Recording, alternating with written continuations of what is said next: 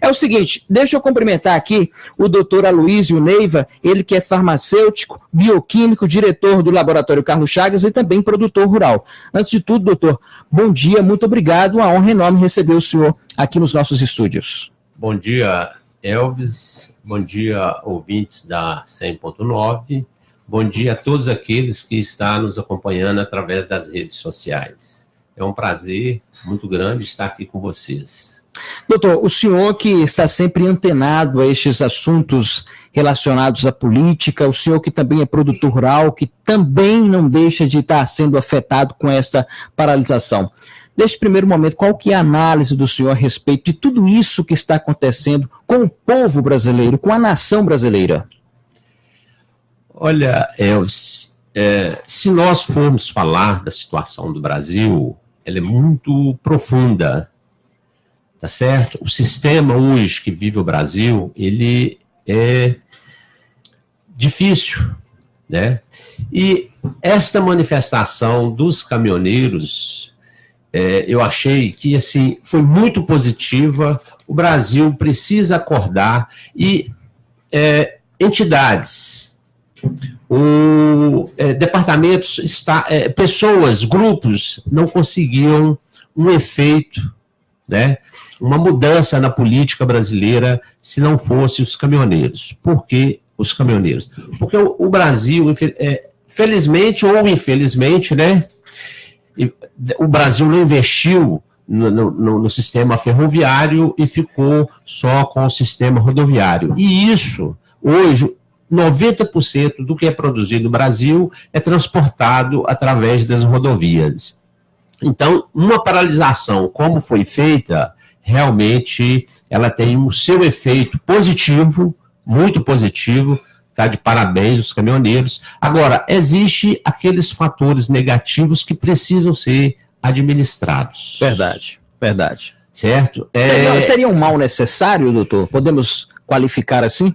Olha, eu acho que é um mal necessário, porque hoje nós temos um país onde uma saúde ela é totalmente desvalorizada, a população está sofrendo nos hospitais, e você vê um sistema judiciário como nós temos todo, e principalmente o Supremo Tribunal Federal, que tem 11 membros e tem mais de 260 funcionários.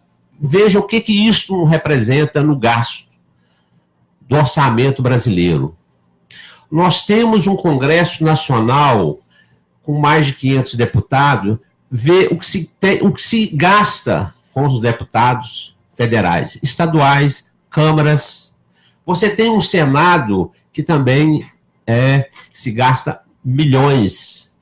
Juntando isso aí, são bilhões. Então se fala em reforma tributária, se fala em reforma de previdência, mas não se fala em reforma do sistema judiciário, não se fala em reforma do Congresso, não se fala em reforma do Senado e mesmo das assembleias. Verdade. Se gasta muito dinheiro. Então nós temos um orçamento muito alto. E por outro lado, nós temos aí o sindicato, né, dos políticos, que além de um custo alto, entram para a política para saquear o recurso. E com isso,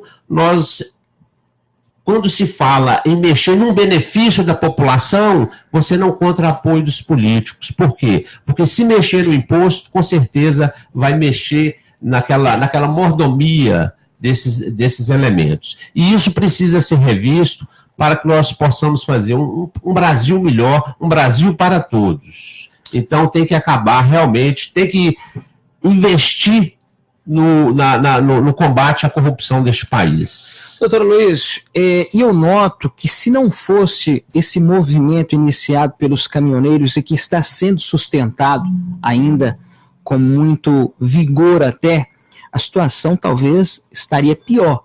Porque o que a gente observa é que o governo vem implantando medidas essas que só vêm, na realidade, para prejudicar a população, é sempre aumento de carga tributária, é sempre a alocação de algum novo imposto, alguma coisa que o brasileiro precisa pagar a mais. Então, os caminhoneiros mostraram a sua força e mostraram também, por trás disso tudo, a indignação coletiva com relação ao governo que temos. Com certeza. Os caminhoneiros fizeram pequenas paralisações e agora eles conseguiram, né, o apoio da população e fizeram uma grande manifestação. Com isso, eles descobriram que eles têm uma força muito grande. Imagina você, naquela época, daqueles movimentos populares, juntamente com os caminhoneiros, o que não teria acontecido aqui no Brasil. É verdade. Tá? Agora, o que precisa realmente é o que foi falado aí, é que houve uma greve dos caminhoneiros injusta, mas falar, mas vai só beneficiar o caminhoneiro. De forma alguma. Eu disse que 90% da nossa produção ela é transportada via rodovias.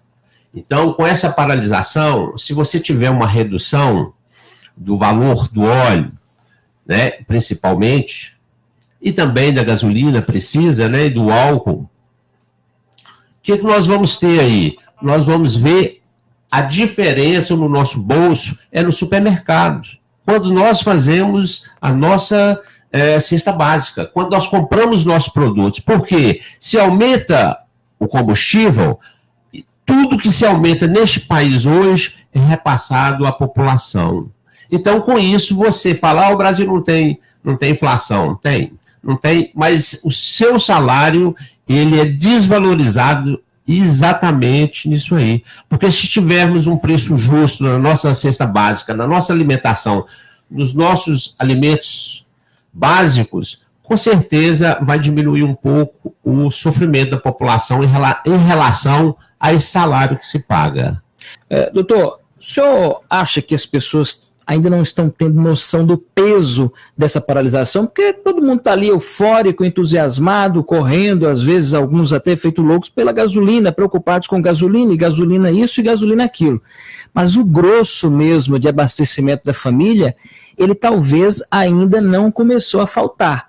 Não começou a faltar, de fato, alimento, né, na mesa do brasileiro, apesar que muitas vendas nos estabelecimentos estão restritas. Por exemplo, você vai no supermercado hoje, praticamente você não encontra mais verdura. E as pessoas não estão tendo noção da gravidade dessa paralisação e que, ao mesmo tempo, está aliada a um importante ato público por parte dos caminhoneiros? Olha, a paralisação, né, o movimento dos caminhoneiros é um movimento que toda a população estava torcendo que alguém fizesse, e eles fizeram. E nós sabemos que a paralisação dos caminhoneiros vai acarretar, não a curto prazo, a um prazo mais longo, um prejuízo, mas é um prejuízo que talvez seja no futuro uma conquista de todos. Então é o seguinte, nós temos que ter a responsabilidade de apoiar, nós temos que ter a responsabilidade de conquistar e nós temos que ter a responsabilidade de administrar os efeitos. Os caminhoneiros estão fazendo o papel dele, a população também deveria estar ajudando. Deveria, né? Isso, muitos deveria. Não estão. Parte da população, a parte da população entende e compreende, certo? Esse movimento que teve agora com o início da chegada dos combustíveis, isso vai ser normalizado. Não tem mais um retorno à paralisação. Ela está agora, ela vai acabando, e os postos voltam ao normal. E a população tem que entender isso, e os postos também, inclusive, limitar, porque chega uma pessoa e às vezes completa o tanque, vai faltar para outra, talvez para uma necessidade básica que precisa. Então precisa se organizar, a população precisa ajudar, né? Porque aquilo que eu já falei, eu acho que o efeito vai ser positivo para todos nós. Vamos ter aí alguns prejuízos? Vamos, mas um prejuízo talvez necessário para a gente acordar a população brasileira em relação a essa nova política que vem aí, para ver se coloca na cabeça do eleitor que ele precisa estudar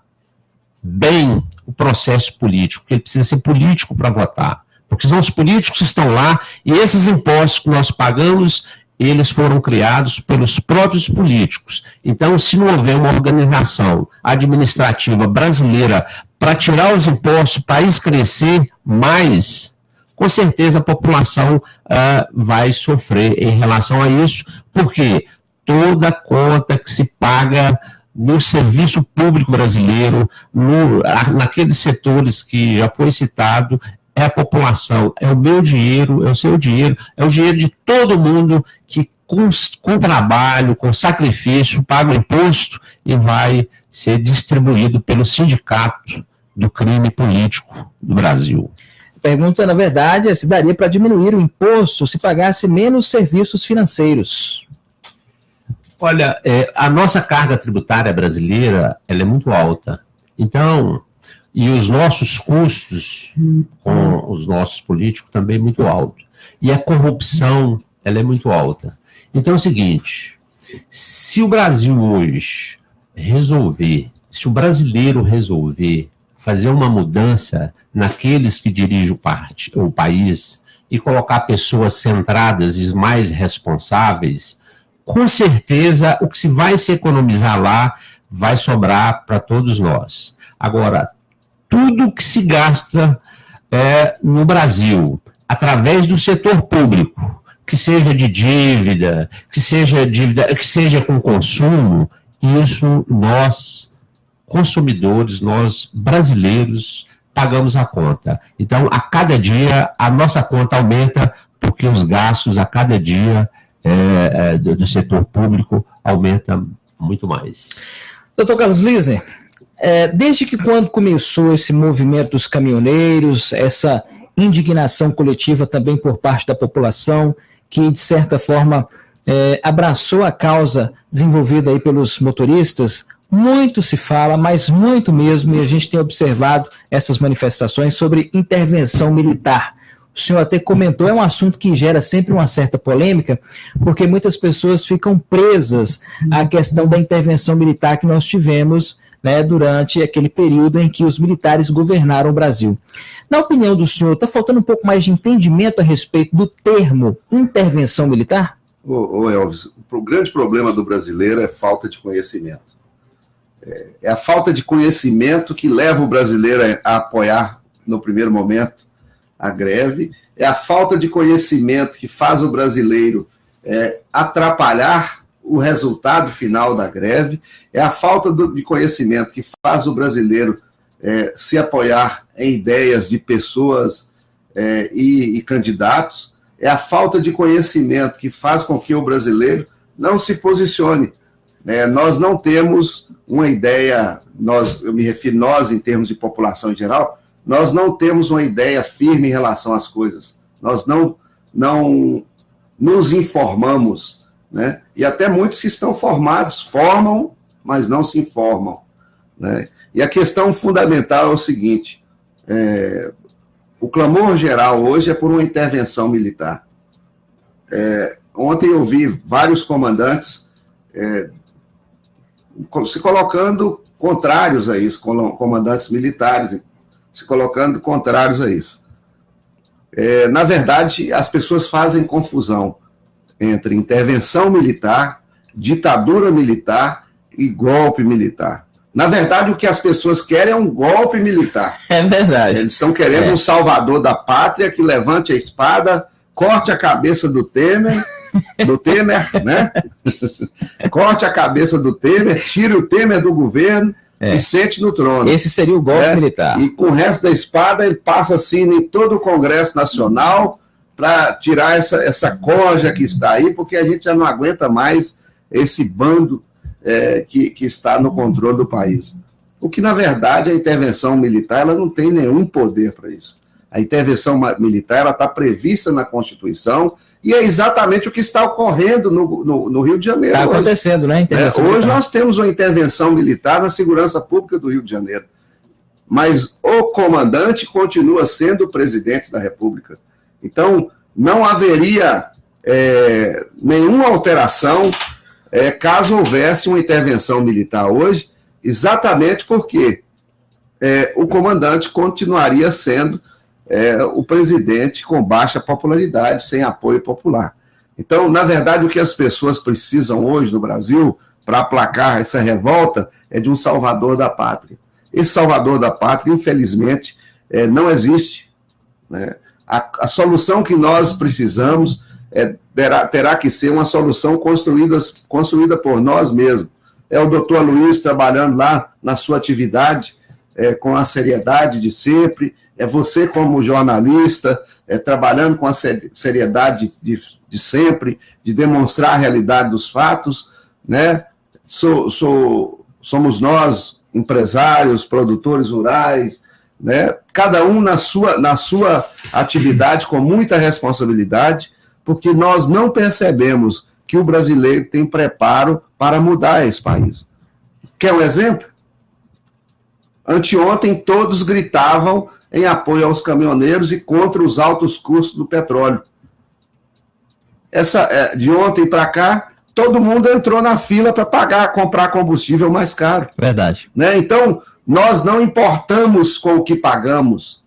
Se colocar R$15, eles vão lá. Nós importamos com o nosso bem-estar momentâneo. Nós não nos preocupamos com o futuro.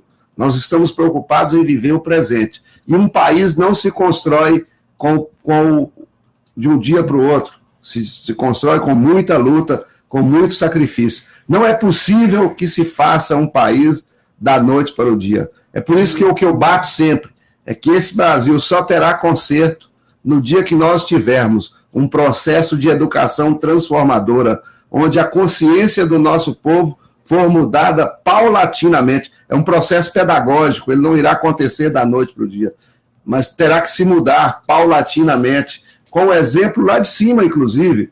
É preciso que tenha um governante que invista em educação, que dê exemplo. Tem um provérbio popular que diz que nada é mais contagioso do que o exemplo.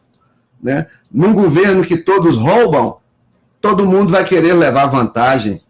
Né? É o que aconteceu ontem. Nós demonstramos muita seriedade nas nossas palavras, mas não demonstramos nas nossas atitudes. Quem daqueles que estavam na fila ontem que não ficou louco para furar a fila e passar na frente dos outros? Né? Então, a honestidade ela começa nas pequenas coisas. É verdade. Não existe honestidade só no escalão superior. Se nós não tivermos um compromisso ético com o nosso comportamento, nós não podemos cobrar dos nossos políticos seriedade. Até porque, o que eu digo sempre, o político que nós temos hoje, o Temer, o Congresso Nacional, os processados aí pela Lava Jato... Um ministro chamado Marum, que eu não sei de onde saiu. O Marum, todos eles Deus. São exatamente, simetricamente, na mesma proporção de que é o povo que os elegeu. Nós não temos nenhuma diferença entre o povo que elege e o representante eleito, porque eles representam exatamente o comportamento da população. É triste dizer isso? Muito triste. Mas essa tem que ser uma constatação, até que nós cheguemos ao ponto de fazer uma meia-culpa e nos posicionarmos numa mudança de atitude para que nós tenhamos um país melhor. Doutor Luiz, intervenção militar, eu queria a opinião do senhor. O senhor acha que hoje seria uma das opções, até porque o doutor Carlos Luiz muito bem distinguiu aí, né, intervenção, golpe militar, ditadura militar. Como é que o senhor analisa toda essa situação? Olha, eu vejo o seguinte, o país, de uns tempos para cá, ele dividiu. O Brasil tinha direita e esquerda. Hoje o Brasil tem direita e extrema direita, tem esquerda e extrema esquerda. Então, houve uma divisão. E com isso, com essa corrupção que nós temos lá, e com essa briga que se vê no meio político, isso gerou, e com esse excesso de impostos que nós pagamos, isso gerou uma revolta da população. Então, se fala muito em intervenção. Eu acredito assim, que hoje, para a gente resolver o problema do Brasil, o primeiro ato, o que hoje, o câncer do país se chama corrupção, o dia que nós resolvemos o problema da corrupção, com certeza vamos resolver o problema do Brasil. A pessoa precisa, é o que o Carlos falou, ela precisa conscientizar do movimento, da importância do movimento, mas ela precisa politizar, ela não precisa estar dentro da política, mas ela tem que participar do meio político para conhecer em quem eles vão votar. Imagina você, quando você vai contratar uma pessoa para sua empresa, a primeira coisa que você conhece é o currículo da pessoa, os caminhos que a pessoa chegou para estar onde está. E do político não é diferente não, porque as pessoas vão votar em alguém que vai administrar o seu orçamento. Então, esse problema da intervenção militar, o que nós temos hoje, esse câncer, eu acredito que essa reação dos caminhoneiros foi o primeiro, eu até coloquei na minha rede social, a primeira droga, o primeiro medicamento, tá certo? Inicial para dar o ponto de partida no combate à corrupção. Concordo plenamente. E o segundo vem, tá? Esse tratamento iniciou na Lava Jato, né? O segundo para extrair esse câncer é o próprio eleitor, porque o político que está lá foi colocado pelo eleitor. Ele tem que lembrar disso. O político que está lá foi colocado pelo eleitor, e ele tem um mandato só de 4 anos. E eles continuam lá. Se eles continuam lá, é porque eles estão corrompendo os cabos eleitorais para chegar lá. Porque as pessoas honestas, com certeza, não vai gastar para entrar na política, porque se ele não vai tirar, ele também não vai colocar do seu patrimônio. Ele pode até gastar o básico para chegar lá. Então, assim, nós precisamos de políticos mais conscientes, de eleitores mais conscientes, para que a gente mude isso aí. Então, veja bem, se você tem um movimento dos caminhoneiros, que foi o início, então nós temos o segundo tratamento, que nós vamos chamar de a radioterapia da corrupção, que é o eleitor. Pode continuar. Que é o eleitor que vai fazer esse tratamento, retirar o câncer. Aí, meu amigo, se o movimento do caminhoneiro, se o eleitor não conseguir fazer, nós temos um país que está sendo sugado pelos políticos, não resta outra alternativa à participação militar. Ninguém quer intervenção. Os militares também não estão querendo, senão já tinham feito. A gente nota isso mesmo, que realmente não vai ser feita uma parceria militar, é diferente de ditadura militar. Agora, o que precisa fazer é restabelecer a ordem do país, a ordem econômica, para o brasileiro ter realmente uma folga financeira para custear o seu bem-estar na saúde, tá certo? E no seu lazer. Tá certo. Doutor Carlos Lisner, tem um questionamento nas redes sociais a respeito da ausência, na sua grande maioria, do MST, esse movimento por um Brasil melhor. Eles que realizam tantas manifestações, tantas reivindicações, que interditam estradas, não nota-se uma presença, de certa forma, efetiva durante esse movimento que está acontecendo no Brasil. Elvis, eu vou retomar o que o Aloysio falou aqui, até para discordar um pouquinho dele. Ele disse que no Brasil existia direita, esquerda, que hoje existe extrema direita, extrema esquerda.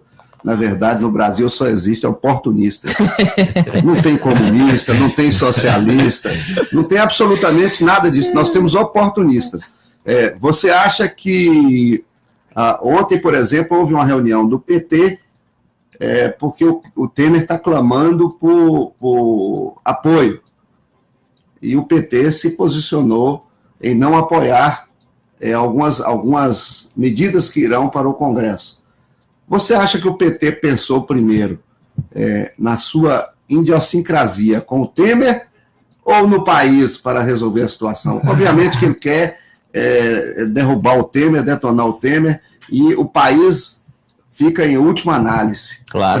Primeiro a minha posição política. Então, nós temos hoje no país uma divergência que não é salutar ao país. Ela não é salutar no limite em que ela não favorece a nação, mas favorece a interesses próprios, né? Você acha que quando a Gleisi Hoffmann, quando o Requião fala, quando o Lindenberg Faria fala, e do mesmo modo, quando outros falam, estou falando esses aí, é porque são os mais falantes, eles estão pensando no país? Não, eles estão pensando na posição política própria, né? E do mesmo modo isso ocorre com nós, meros eleitores.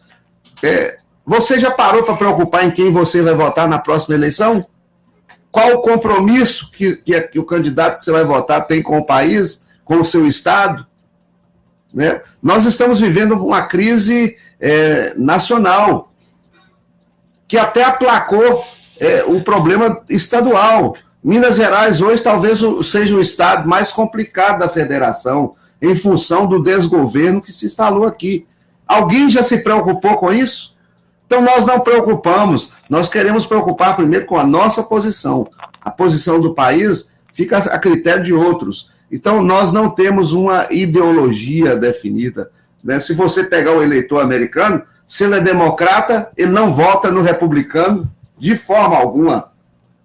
Mas não é por uma questão de simpatia, não. É uma questão de convicção.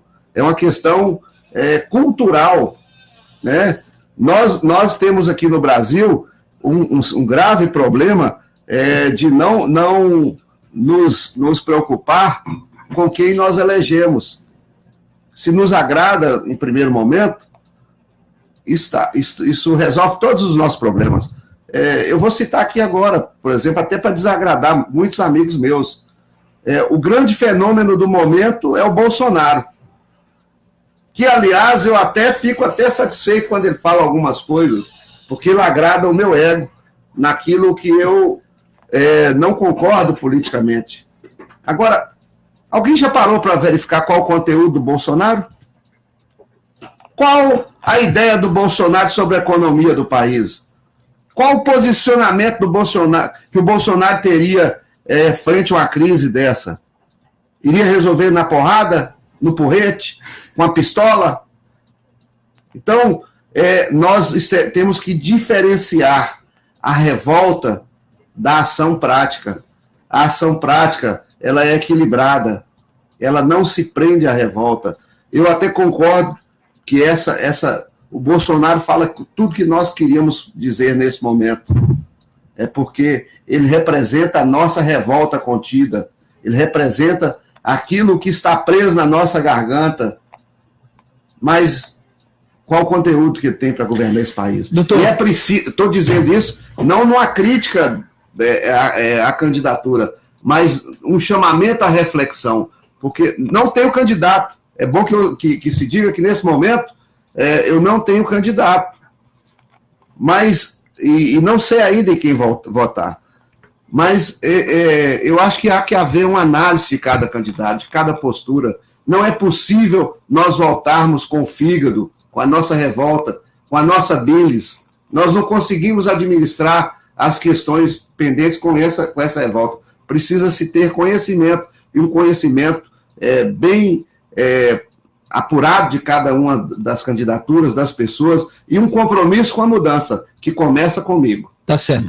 Doutor Aloysio, só para a gente finalizar rapidamente, nós estamos nos encaminhando para a parte final do nosso jornal. O senhor é produtor rural, o senhor falava que o produtor rural, na realidade, ele já é bastante castigado, né? E agora, passando por este movimento todo, o doutor Carlos Lisa também é produtor rural, a situação agravou um pouco mais nas diversas áreas, nos diversos setores, principalmente aqui na nossa região, com relação à produção do leite. O produtor rural, inclusive, Só falando para o Carlos aqui, sobre o comentário do Carlos, né, o comentário dele, justo, eu, particularmente, ainda não tenho candidato a presidente. Eu vou ouvir a proposta e vou conhecer também o currículo do candidato para poder votar. Agora, o Bolsonaro está crescendo por quê?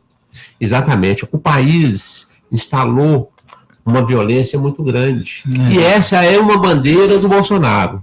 E a outra é que a nossa família também está se deteriorando. E ele tem esse planejamento, que é o armamento, mas assim, isso tem que ser estudado, como é que vai se fazer, e a defesa da família, tá? Porque a família hoje ela é tudo, né? Agora, com relação à pergunta que você falou, realmente o produtor rural, ele sofreu muito com a greve. Mas, assim, mesmo sofrendo, ele não deixou de apoiar o movimento dos caminhoneiros. Verdade, sim. Porque ele estava cansado daquilo tudo. Isso. É um prejuízo que talvez a gente vai demorar a recuperar, mas com certeza, com o tempo, talvez a nossa recuperação moral seja muito maior do que a financeira. Inclusive, a exposição de Teoflotone, que estava para ser realizada no dia 6 a 11 do mês de junho, foi adiada, tá certo? Para dia 9 a 17 de junho, em função do movimento. Olha, o produtor rural, principalmente o produtor de leite, tá certo? Você viu aí nas redes sociais muita gente jogando leite fora e tal. Olha, o produtor rural, quando você pega o gado de abate, ele fica no pasto, dá para segurar, tá certo? Mas o produtor de leite, a vaca, ela tem uma dieta diária, tá certo? Então ela tem que produzir, ela tem uma quantidade de hormônio, de alimentos. É um ciclo, né? É um ciclo. E se esse ciclo for quebrado, realmente complica. Tá aí eles não pararem de tirar o leite, porque se parar, o prejuízo vai ser maior para recuperar o sistema metabólico do animal. Então é o seguinte, houve uma perca e está se recuperando, e com certeza essa greve, esse movimento que teve um saldo positivo, vai normalizando e tudo vai se normalizando no país. Doutor Carlos Lise, alguma colocação rapidamente, o senhor como produtor rural? Ô Elvis, eu sofro das mesmas agruras que o Aloysio, e a gente vive um dilema hoje, entre produzir. Seria muito mais interessante que você vendesse a sua propriedade rural hoje, vendesse o seu gado. Na verdade, uma propriedade rural produtiva, ela é cara, é necessário um capital de giro alto, é preciso você investir em equipamentos, insumos, e é muito mais tranquilo você fazer com que esse patrimônio seja convertido em capital especulativo. Ele renderia muito mais hoje.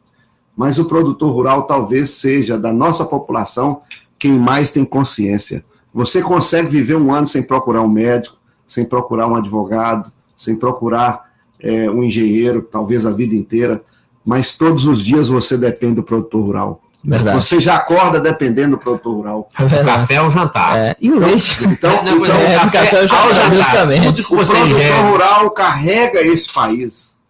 A produção rural carrega esse país. E nós não temos nenhum suporte. Veja bem, rapidamente, há 20 anos atrás, nós tínhamos em Teoflotone uma cooperativa de laticínio que recebia 240 mil litros de leite. Nós tínhamos um frigorífico que chegava a bater 1.000 cabeças dia. Hoje nós não temos exatamente nada disso. Nós temos que vender o nosso leite para fora, para empresas de fora, ao preço que é estabelecido por eles.